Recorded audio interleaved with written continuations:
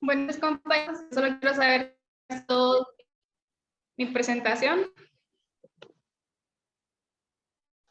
Sí, Mi nombre es Andrea Berríos y el día de hoy vamos a hablar acerca de los aspectos clínicos normales y anormales del desarrollo visual y el retraso en la maduración visual. Okay. Básicamente el capítulo trata más que todo de los aspectos que tenemos que tomar en cuenta al momento de evaluar a un niño. Debemos de saber que el desarrollo normal del ojo normal de la visión, perdón, va a depender tanto del desarrollo normal del ojo y del cerebro. Entonces, a medida que el ojo crece, sus propiedades ópticas cambian y normalmente ocurre la metropía. Además, ocurren diferentes cambios a nivel cerebral, neuronas a través del nervio óptico, pasan la vía visual y llegan hasta la corteza visual. Y también en el segmento posterior, las células ganglionares se van a redistribuir para dar lugar a lo que es la fobia. Vamos a ver que la sensación del nervio óptico continúa hasta la infancia y un punto bien importante que tenemos que tomar en cuenta en la población pediátrica es que debemos de aprender a distinguir entre lo que es y la enfermedad, interpretar las visuales.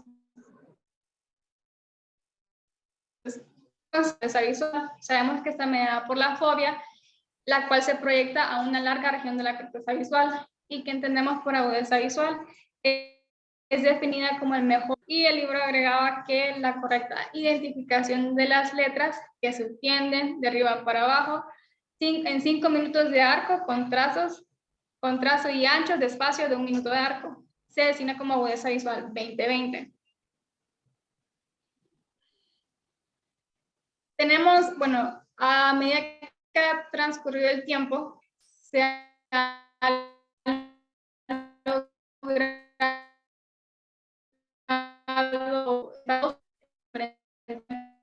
en los niños, los principales demenciales y los potenciales visuales evocados. Vamos a ver que cuando se realizan los estímulos que están especificadas en unidades físicas precisas, que eso le va a permitir identificar al paciente. Bueno, las medidas que generalmente se utilizan son minutos de arco y ciclos por grado. Tener en cuenta que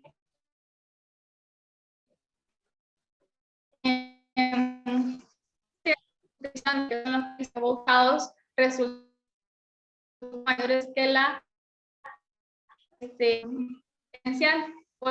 El libro menciona que los potenciales visuales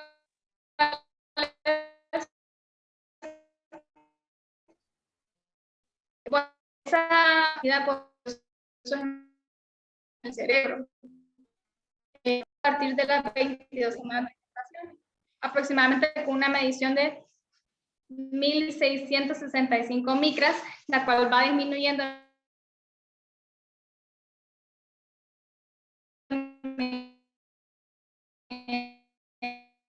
que continúa madurando en la infancia. Vamos a ver que los conos primero desarrollan segmentos internos, los cuales son más anchos. Otro punto de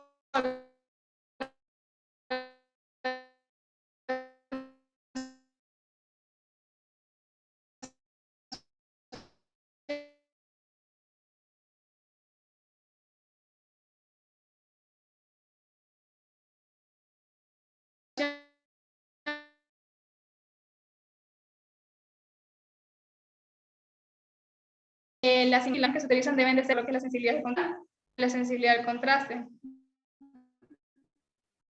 Y es de cartillas con rejillas o letras. y esta sensibilidad al contraste puede verse afectada en pacientes con degeneraciones renales o desmielinización del nervio óptico. A menudo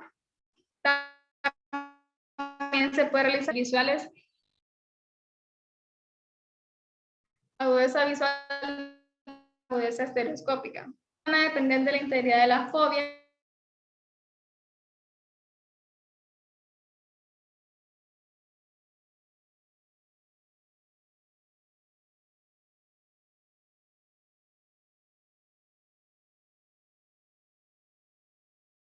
La estereoscópica es la disparidad más pequeña entre las imágenes presentadas a ambos ojos que se puede detectar de forma fiable.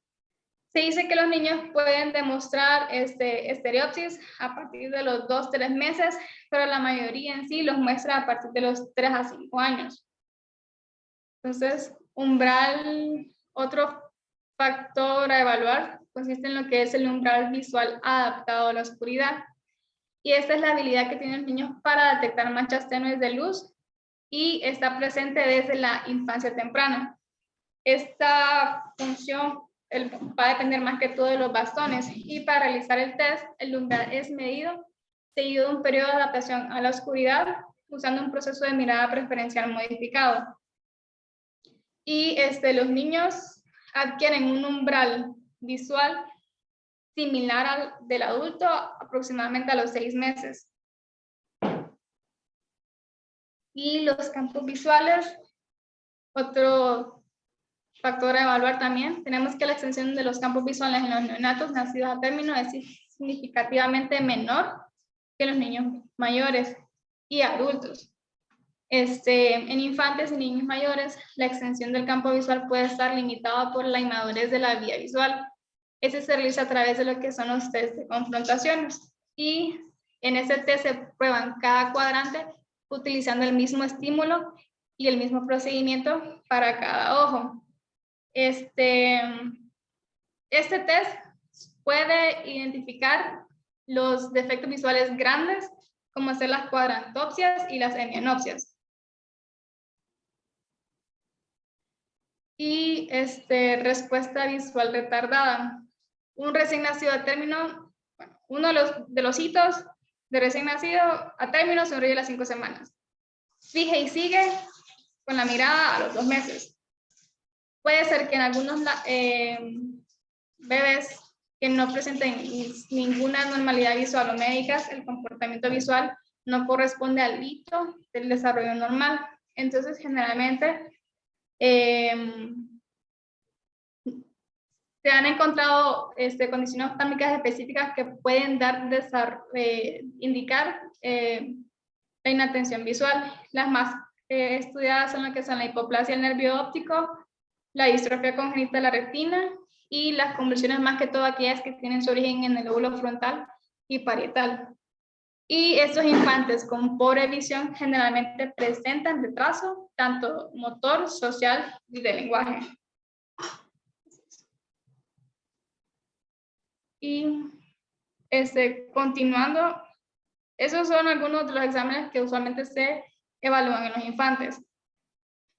Y continuando ya con lo normal, bueno, son hitos y datos normativos. Aquí vamos a ver como los parámetros, medidas en los ojitos de los niños, más que todo para guiarnos y saber qué encontrar o cuándo identificar algo anormal y saber referirlo. Entonces vamos a ver los diferentes puntos desde la distancia intercantal, córnea, cristalino y todos esos. Ahorita vamos a hablar de la distancia intercantal y párpados.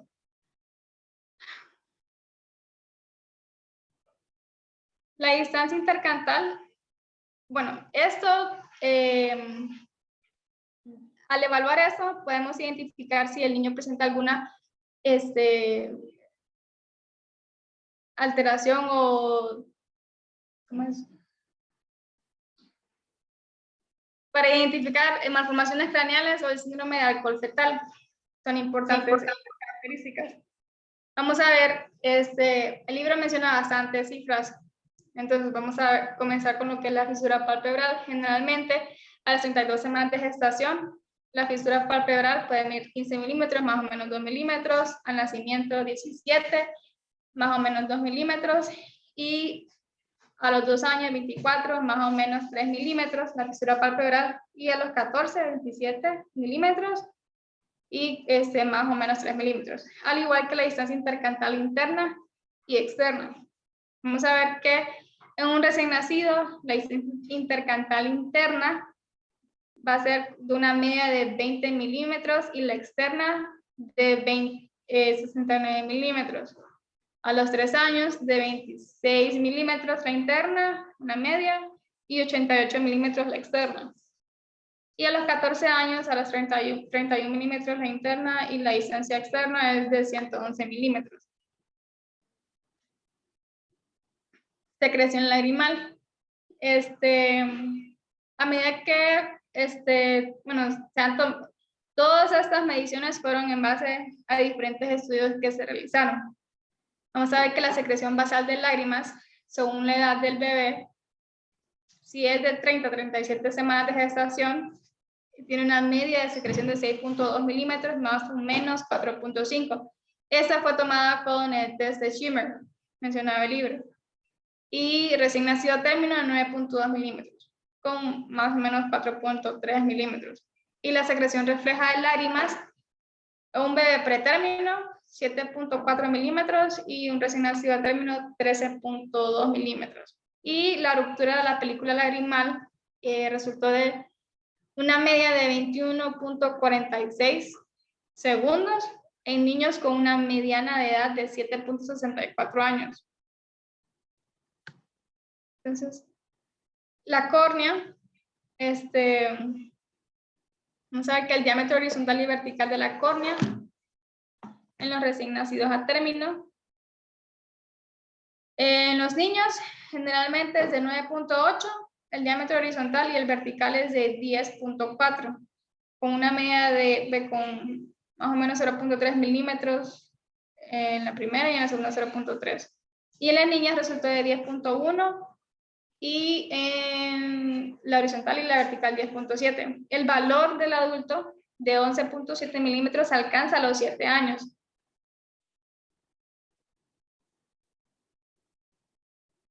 Vamos a tener que la media de la densidad de queratocitos en los recién nacidos son de 60.000 células por milímetro cúbico. Y las células endoteliales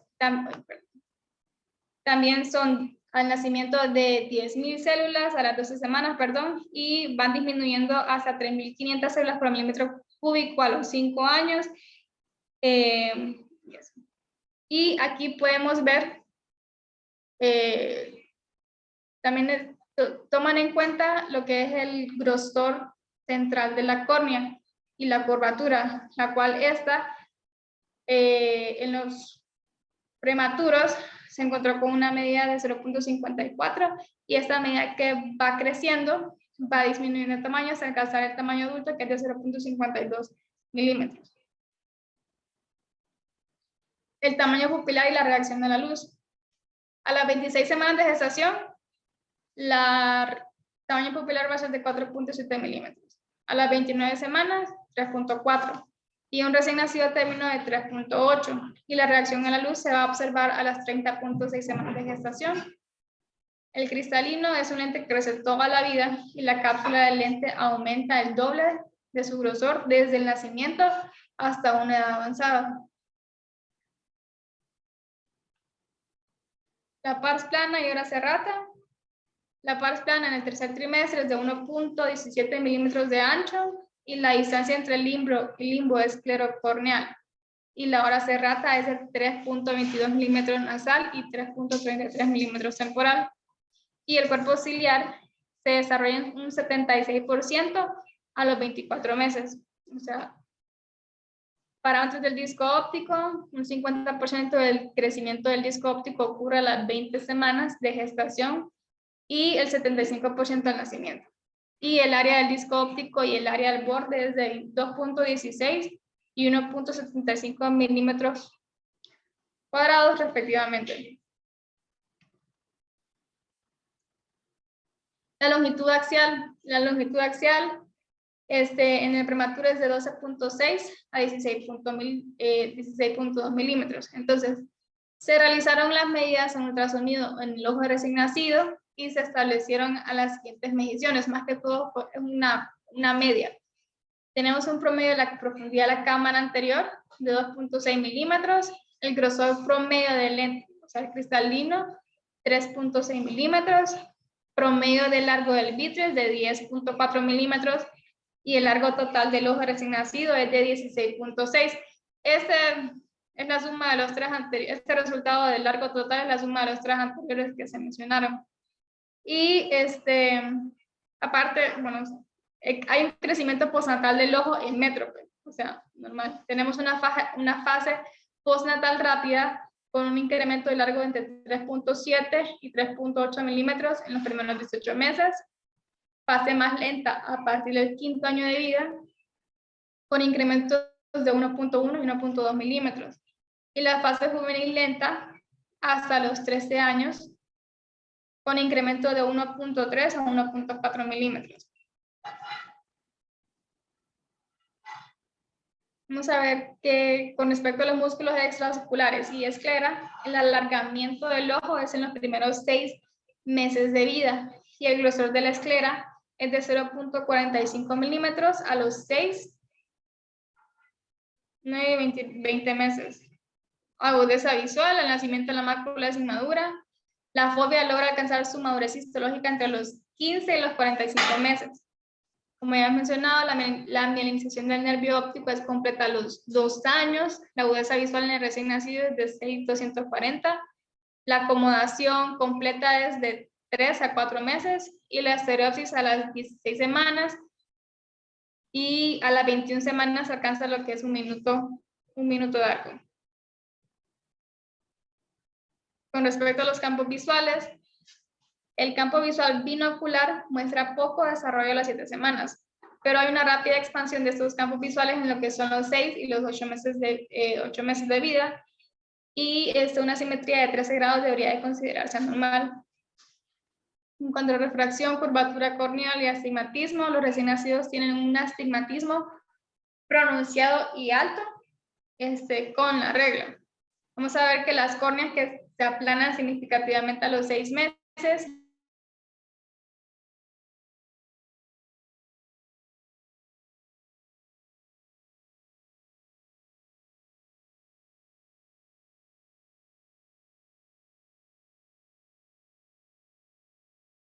Este tema es más que todo como nos da una media acerca de todas las medidas que el ojo del niño, bueno, desde la semana de gestación hasta que ya está creciendo, debe tener, y en base a eso establecer un diagnóstico y ver cuál es lo normal y saber cuándo referirlo.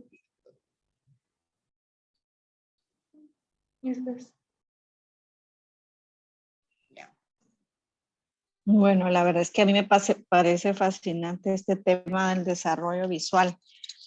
Hay varias cosas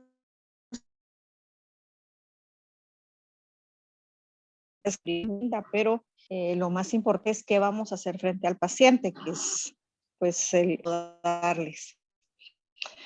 Miren, pues, vamos a ver, cuando un niño nace, ¿alguien sabe esa respuesta?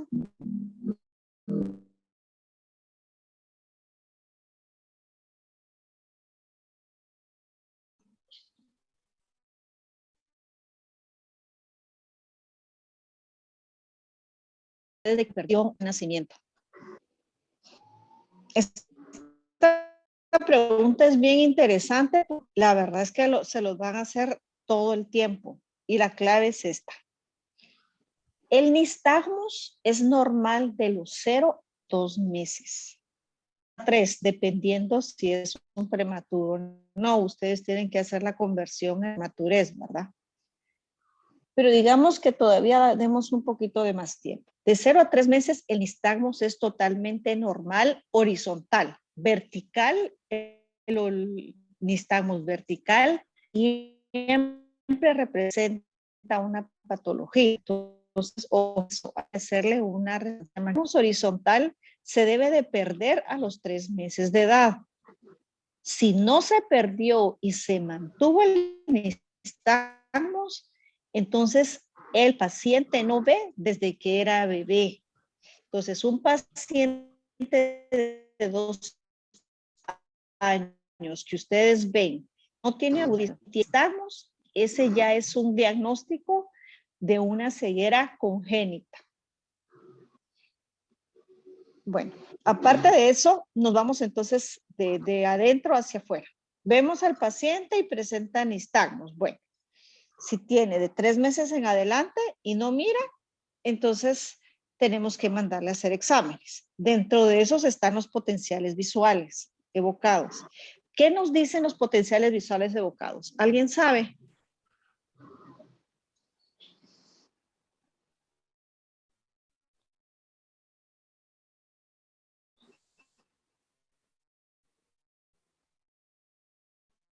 No tengan miedo. Doctora, yo leí que son, sí, bueno, yo leí que eran como estímulos luminosos que se presentaban en un niño y normalmente se utilizaba una cuadrícula donde un cuadrito se va moviendo. O no sé si me equivoco. Sí.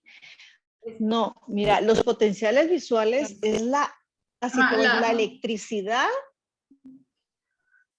que va del nervio al cerebro. Entonces, ¿qué pasa si tú ves un niño que no mira bien y le sacas potenciales visuales evocados y te lo reportan normal? ¿Qué piensas que está pasando allí?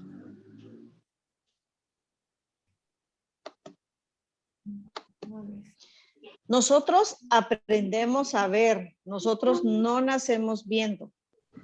Entonces, ¿hacia dónde llega el nervio óptico?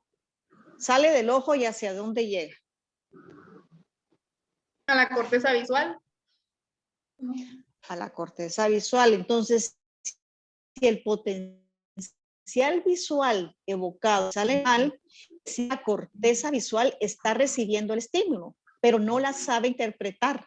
Entonces es una ceguera cortical. Porque el impulso llegó.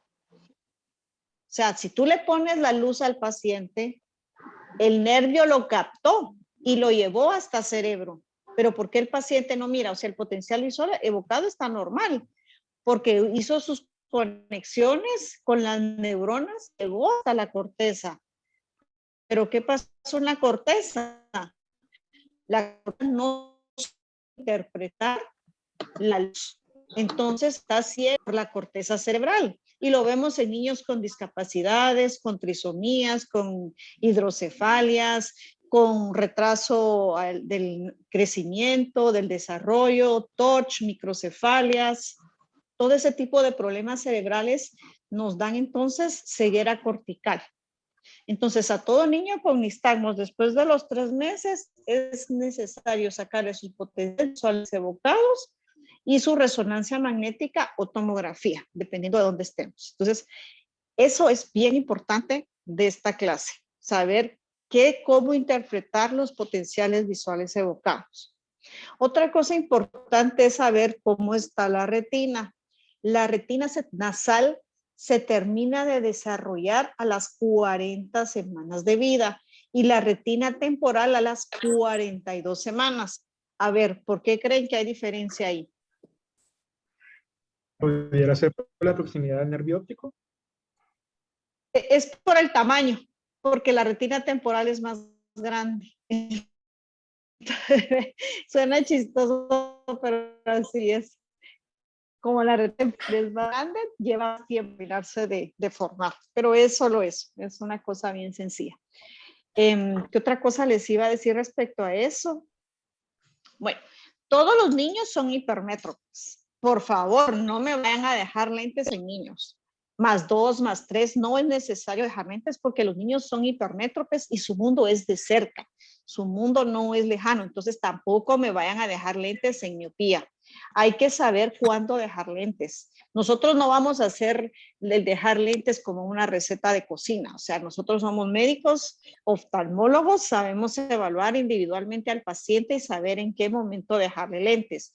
Hay indicaciones de dejar lentes. Por ejemplo, niños que sabemos que tienen retardo del crecimiento, retardo de su cabecita, pues ahí sí podemos dejar lentes. En pacientes con estrabismo ya vamos a entrar en esa clase. También en una situación especial también se dejan lentes con hipermetropía. En exotropias también dejamos en miopía -1, pero es porque les ayuda a converger. Hay sus indicaciones, pero en general el ojo del niño es hipermétrope, entonces no se le tiene que dejar lentes a todos los niños. No les pidamos a todos los niños un 20/20 porque no nos va a dar un 20/20. Recuérdense que la visión se desarrolla de los 0 a los 9 años. A los 9 años los niños alcanzaron el pico máximo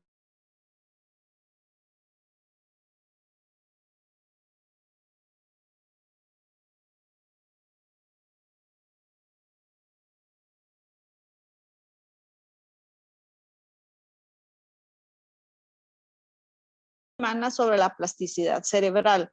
La plasticidad cerebral, ya se han hecho estudios donde dice que al estimular el nervio óptico, logramos hacer que los pacientes tengan una mejor visión. Pero creo que esa es otra clase.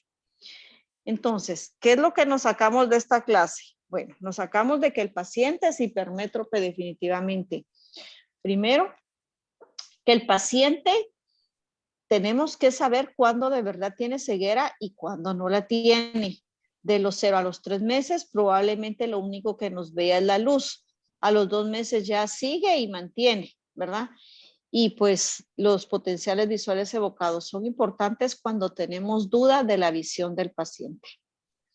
El tamaño de la córnea también es importante, la producción de lágrima es importante. La verdad es que en su clínica se van a dar cuenta pues que es muy difícil estarle tomando el Schirmer a un bebecito, si lo pueden hacer perfecto, pero la verdad es que la mayoría de niños que tengan un ojo seco per se, no, pues no existe, ¿verdad? Eso es casi, y pues en estos 20 años que tengo de ejercer nunca he visto uno, pero pues como escuela es bueno que lo sepan, que así es y pues hay que hacerlo, ¿verdad? Otra cosa interesante es el desarrollo de la córnea. Mucho ojo con eso. Si tienen niños con astigmatismo, hay que estarlos llevando siempre de la manita. El astigmatismo regularmente no cambia, pero si ustedes ven que tienen un astigmatismo de -3, -4, estarlos citando cada 6 meses, porque si ven que esos astigmatismos se disparan, también es importante hacer un pentacam para saber si es necesario hacer un cross para que no vayan a desarrollar un queratoconio.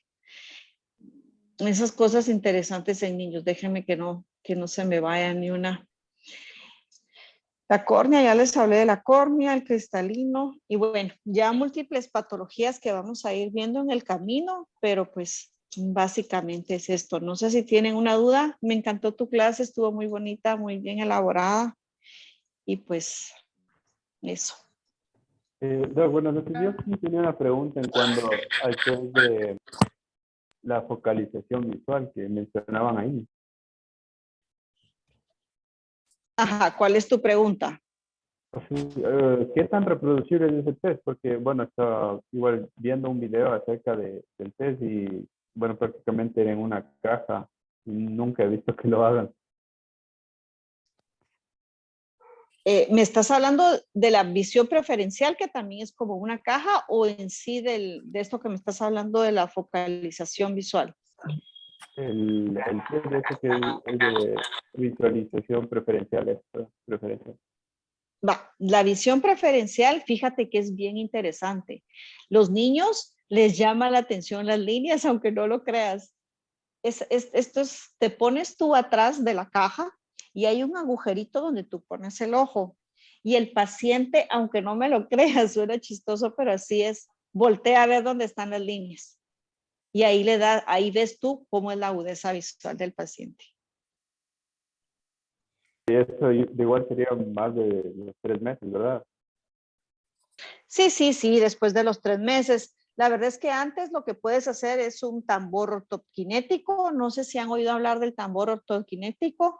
Esto pues hace que tú sepas si el paciente mira o no, ¿verdad? Se lo pasas, es como una tómbola de líneas blancas con negro y la giras y el paciente empieza a tener el nistagmus. Eso quiere decir que el paciente está viendo, pero es un nistagmus normal, ¿verdad? Es un nistagmus que tú provocaste, que él viera eso. Nada más, de chiquitos. Y también puedes entonces la luz, le pones la luz le tiene que molestar, por decirlo así, ¿verdad? Y de ahí pues a los 2-3 meses ya mueves la luz y ellos ya tienen que seguirte la luz y ya después la mantienes y ellos tienen que mantener. Eso es nada más lo que puedes hacer tú para evaluar una visión en un recién nacido, la verdad. A partir de los 3 meses pues ya usas la visión preferencial. Gracias. Con gusto. ¿Alguna otra pregunta?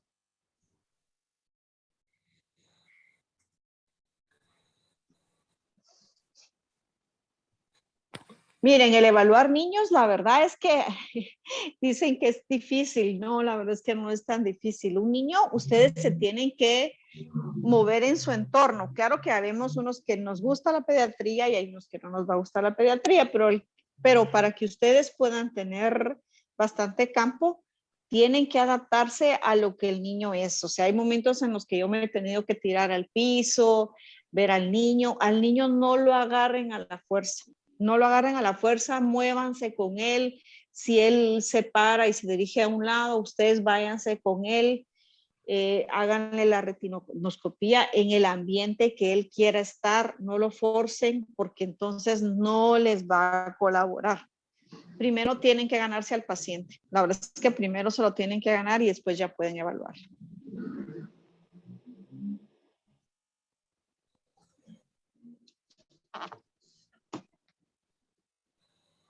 Gracias, doctora Porras. Continuaríamos con la clase de estrabismo. Si alguien tiene alguna otra pregunta.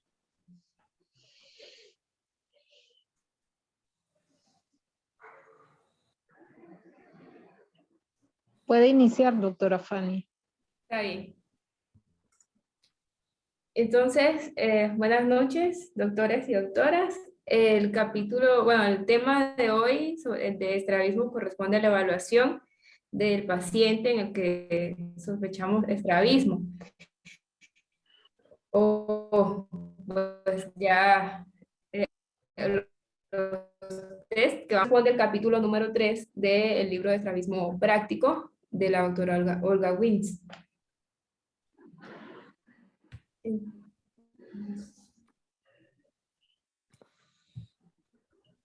Bien, como es costumbre en medicina, la evaluación del paciente con estrabismo va a comenzar con una anamnesis exhaustiva y un examen físico que nos van a llevar, ¿verdad?, a nuestra historia clínica.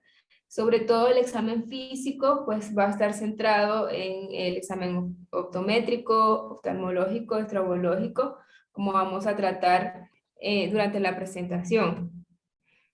Es importante preguntarle al paciente, bueno, a la mamá, ¿verdad? El motivo de consulta, la enfermedad actual, antecedentes obstétricos y neonatales que van a ser parte de nuestra anamnesis completa. La edad de aparición es muy importante, así como el tiempo de evolución, si existe desviación de uno o ambos ojos, también la dirección, si esta es permanente o intermitente, si hay factores desencadenantes, hablando de antecedentes pues genéticos, o sea, si en la familia hay si el papá o la mamá o los hermanos han presentado estrabismo, la distancia a la que se manifiesta también, si es en visión cercana o lejana, y si el paciente refiere, pues si es un niño un poquito más grande, la visión doble o diplopía. Los antecedentes ginecobstétricos también son muy importantes porque, pues, como ya lo mencionaba o lo ha mencionado en clases anteriores, durante el desarrollo, o sea, todo esto obviamente tiene el desarrollo tanto motor visual, pues va a depender de las condiciones que también tenga la mamá. Entonces, si presenta enfermedades perinatales, complicaciones obstétricas durante el parto, así como el desarrollo psicomotor. Esta parte me llamó la atención porque hablaba el libro de que los niños que tienen más dificultad para caminar, bueno, gatear o caminar, van a estar más propensos a tener una alteración motora visual. Y para eso, pues nosotros tenemos que conocer lo que esperaríamos encontrar en un niño según su edad. Por ejemplo, el niño a los 6 meses se va a sentar con necesidad de soporte, a los 8 meses ya no va a necesitar soporte, a los 9 meses va a gatear y a los 12 meses esperaríamos que el niño caminara y emitiera ya sus primeras palabras. Es importante también indagar sobre eventos quirúrgicos, porque estos pueden estar siendo causas también del estrabismo o iatrogénicos, ¿verdad? Eventos traumáticos y los antecedentes alérgicos, así como exposición a sustancias tóxicas. Los antecedentes familiares, como ya les mencionaba, también es importante investigarlos. Y ya hablando del examen físico, meramente, pues vamos a centrarnos en estos 4 pilares: el oftalmológico general, optoprométrico, ortoctópico y estrabológico. Entonces, iniciando con el optométrico, según pues refería el libro, la primera consulta que vamos a realizar en optometría con un paciente con estrabismo, se debe de utilizar la cicloplegia, ya sea atropina o ciclopentorato. Y para esto, pues, el libro también nos proporciona una tablita donde nos van a indicar las dosis según la edad.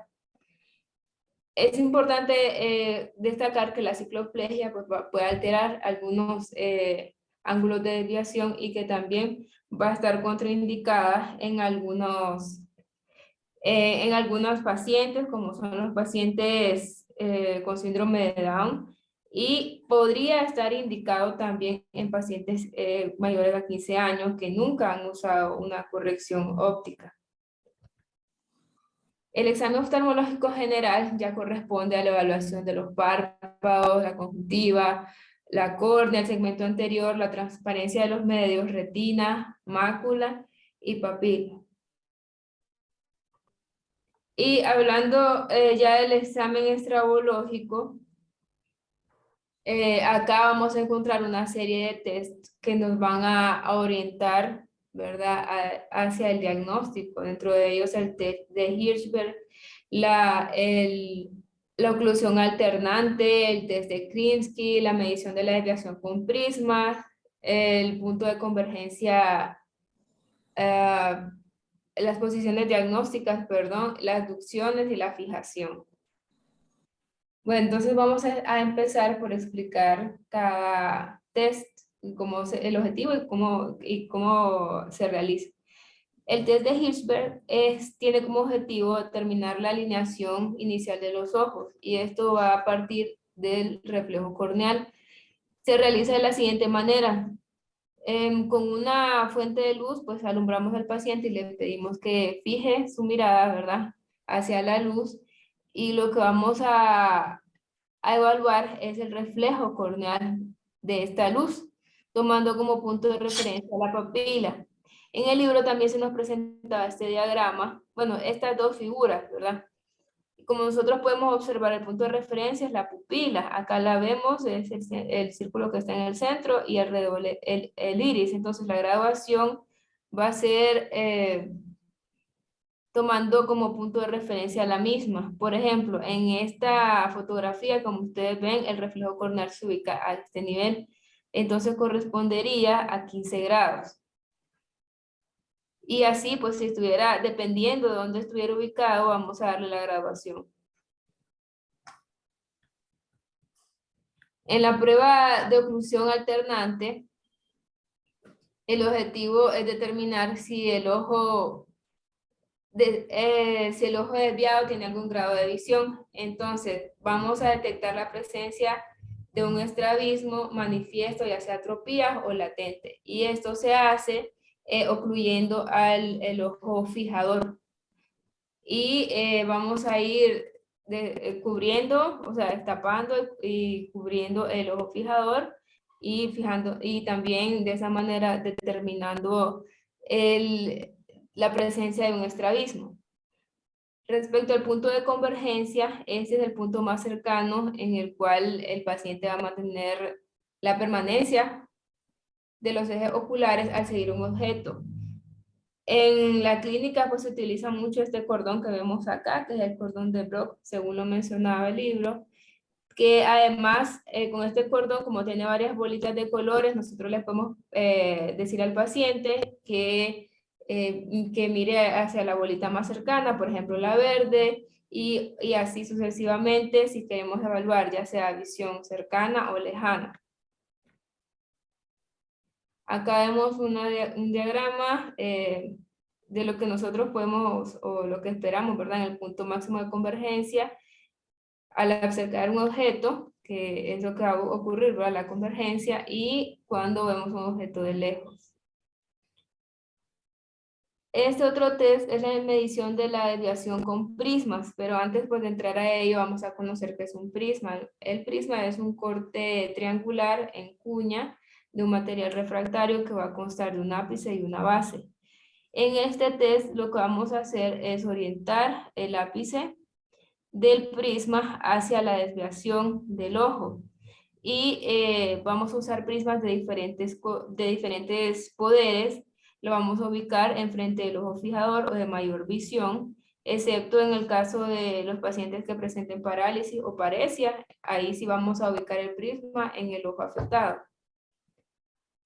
Vamos a realizar también durante esta evaluación el test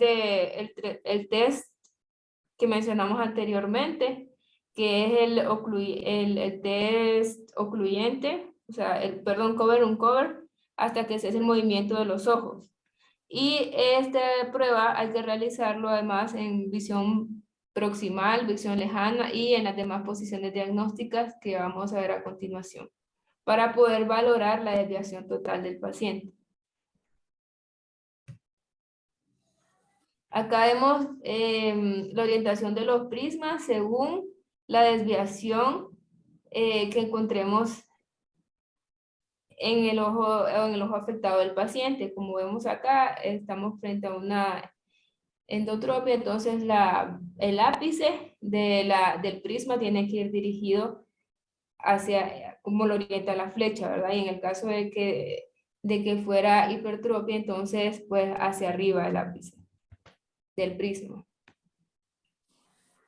El test de Krinsky, este se realiza cuando no hay alternancia. Es decir, lo importante acá, si nosotros encontramos, al pedirle al paciente, ¿verdad? Ponemos una fuente de luz enfrente y le pedimos que fije la mirada hacia esa luz, vemos que el reflejo corneal no se ubica al mismo nivel en varios ojos, es decir, en el centro de la pupila, que es donde nosotros lo esperaríamos. Entonces vamos a utilizar prismas y este prisma lo vamos a ubicar también sobre el ojo fijador hasta que el reflejo corneal de la luz coincida con el centro de la pupila del ojo afectado. Como ustedes lo pueden observar al inicio, acá el reflejo corneal se ubica en el iris y en el ojo fijador, o sea, no afectado, lo vemos en el centro de la pupila, y al ya utilizar el prisma, pues logramos al final del test que el reflejo corneal de la luz coincida con el de la pupila del ojo afectado.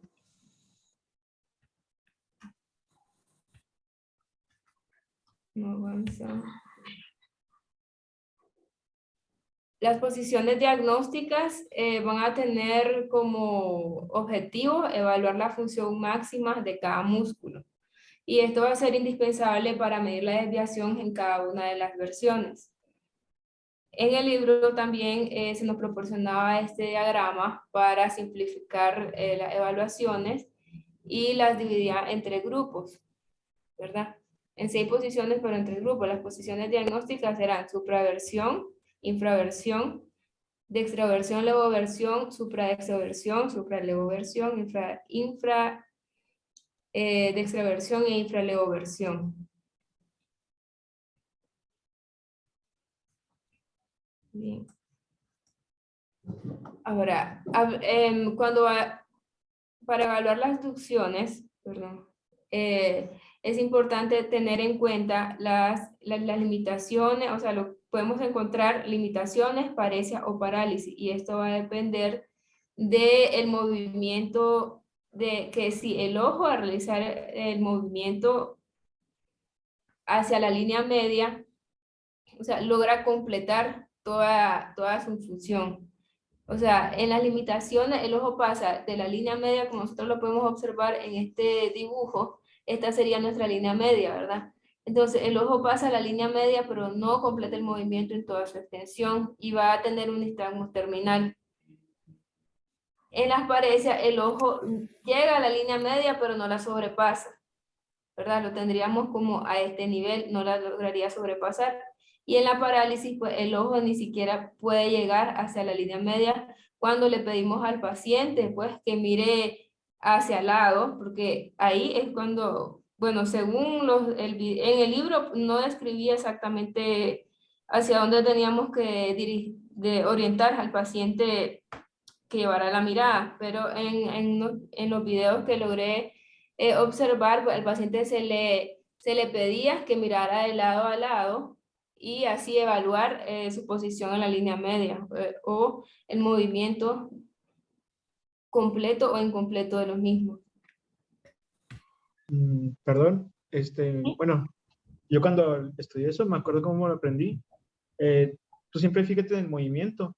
Por ejemplo, de la línea media, obviamente es la visión central, ¿no? O sea, que estén los ojos rectos. Cuando es una limitación, se ve que el movimiento tiene como que batalla para moverse el ojito, ¿sabes? Como que se va como tropezando, por así decirlo. Yo sí me lo aprendí. Paredes vemos que se mueve hasta un punto nada más y de ahí ya no pasa. Y parálisis no lo mueves con nada, con ninguna posición. O sea, es como que te vas como que gradualmente de la limitación a la parálisis. Y yo así lo entendí porque sí, también cuando leí en el libro sí es bastante confuso. Pero conforme lo vi viendo ahí con el doctor León, pues más o menos es como fui diferenciando cada uno. Ok, bueno, gracias. Mira, solo tengo un punto de eso. Mira, pues la parálisis y paresia es así como lo aprendimos de médicos generales, ¿verdad? La parálisis es cuando algo no se mueve. Eso es parálisis. Está paralítico, no se mueve. Ahí quedó. O sea, si yo tengo paralizado mi brazo, no se mueve. Igual es el ojito. Si está paralítico, ese ojito que tenés en esotropia está ahí y no se va a mover. En una paresia, lo que ocurre es que el movimiento es mucho más lento. Pero para que sepas que es paresia, tiene que cruzar la línea media.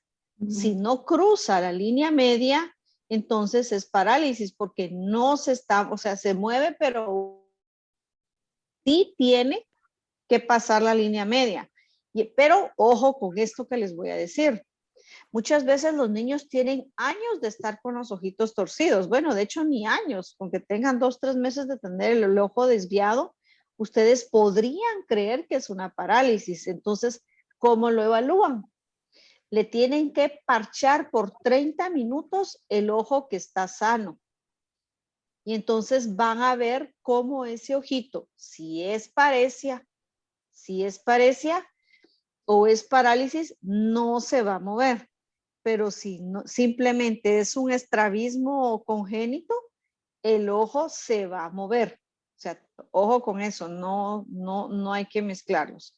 A veces hay desviaciones que están así por el largo tiempo que tienen de tener el ojito metido. Entonces se tapa el ojo bueno y se deja entonces media hora y ya se espera a ver.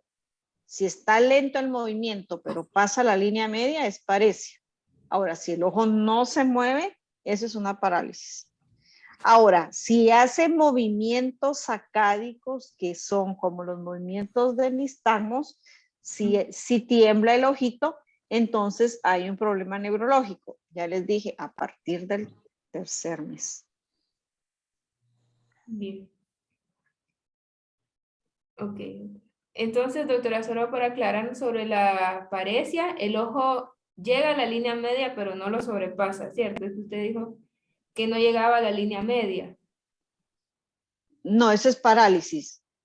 Ajá, bueno, sí, en la paresia. Parálisis no llega, la No se- parálisis no llega a la línea media, no pasa la línea media. Ujú. En la paresia tiene que pasarte la línea media para que tú digas que es paresia. Sí, así como. Bien. ¿Sí? Dice, es que pusiste no lo sobrepasa. O sea, No puede le llegar a la línea. Sí, es que así aparece en el libro, pero Ajá, está bien la explicación, ajá. lo entiendo más, gracias. ¿Sí? ¿Lo entendés así? Sí, Ok, muy bien. sí, sí. Y, vamos a ver, sí. Se me frizó.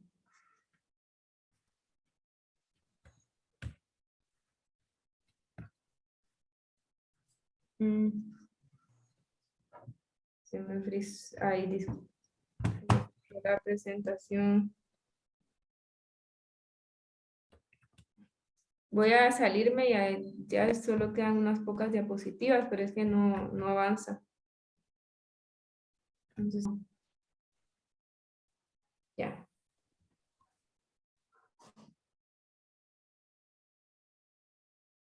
Bien.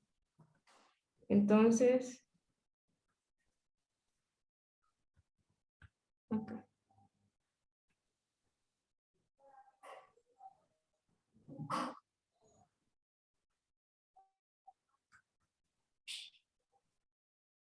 Encuentro.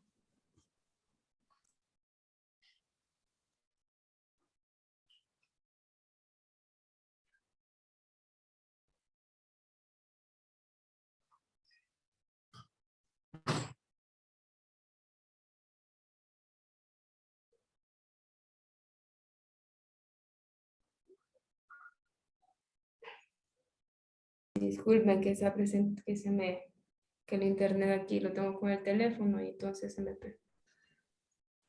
otra evaluación que vamos a realizar es la que es a través del fondo de ojo, donde vamos a proyectar una imagen en la retina del paciente y vamos a pedir al paciente que fije esta imagen. En el libro pues se presentaba este diagrama. El paciente que tenga una visión foveal o central va a representar un 100%, mientras que si se ubica en otra porción, entonces a medida que se va acercando a la periferia va a disminuir. Por ejemplo, si es la visión parafoveal, va a representar un 80%, si es macular un 67%. Si es en el borde macular, 33%, y si es excéntrica, menos, o sea, va a ir del 0 al 10%. Y así se va a evaluar la agudeza visual máxima del paciente. A partir de los 5 años, esta fijación no es modificable. El examen... Una cosita, perdona que te interrumpa ahí, ¿te puedes regresar a la anterior? Así, ahí, no, en la otra. Ahí. Bueno, aquí van a ver fijación. Lo que tienen que hacer es poner el circulito con la cruz. ¿Lo han visto? En el oftalmoscopio. Va, entonces, la fobia tiene que caer exactamente en el circulito, ¿verdad? Entonces, ahí está la otra diapositiva, porfa. La que sigue. Va, ahí es foveal, ¿verdad? Entonces, si el paciente no ve cabal en el circulito, sino que está afuera de él, ya le puedes llamar parafoveal o macular y todo lo que dice acá. Pero es bien interesante, aunque ustedes no lo crean, que cuando tengan una visión parafoveal, el paciente no es que tenga un estrabismo, sino que tiene una fijación excéntrica. Pero eso va a hacer que el paciente no tenga un 20-20 o que no tenga una estereopsis. Así de sensible es. Bien.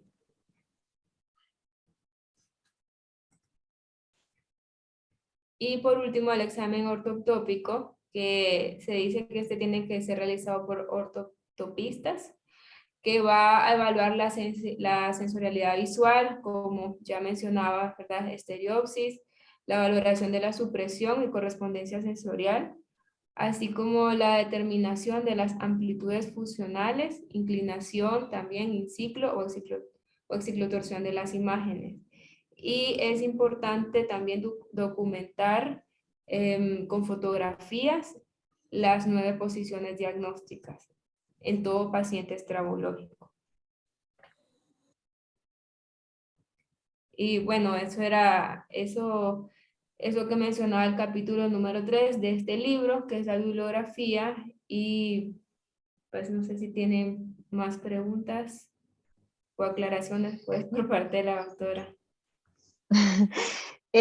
Solo quiero decirle a la doctora Kenia que organice por lo menos una hora, porque la verdad es que linda tu clase, pero sí esto de verdad debe ser práctico para que me lo puedan entender, ¿verdad? Entonces sí me gustaría darles una clase presencial, no sé, de dos en dos, no sé cómo prefieran, pero sí una clase presencial para enseñarles cómo se fija, cómo se ponen los prismas, todo ese tipo de cosas, porque sí tienen que aprenderlo, ¿verdad? Por lo menos saber cuándo es un estrabismo paralítico, como lo que estábamos hablando. Entonces sí me encantaría que nos organice una reunión. Yo llego los lunes, podría ser una horita después de ver los pacientes que les pueda atender. Ustedes se ponen ahí de acuerdo y me avisan. Excelente, doctora, muchísimas gracias. Vamos a hacer los grupitos y vamos a coordinar y le comento luego. Ok, bueno, que tengan linda noche, cuídense mucho, fue un gusto estar por acá, cuídense, adiós. Gracias, doctora. Buenas noches. Gracias, doctora. Gracias. Adiós.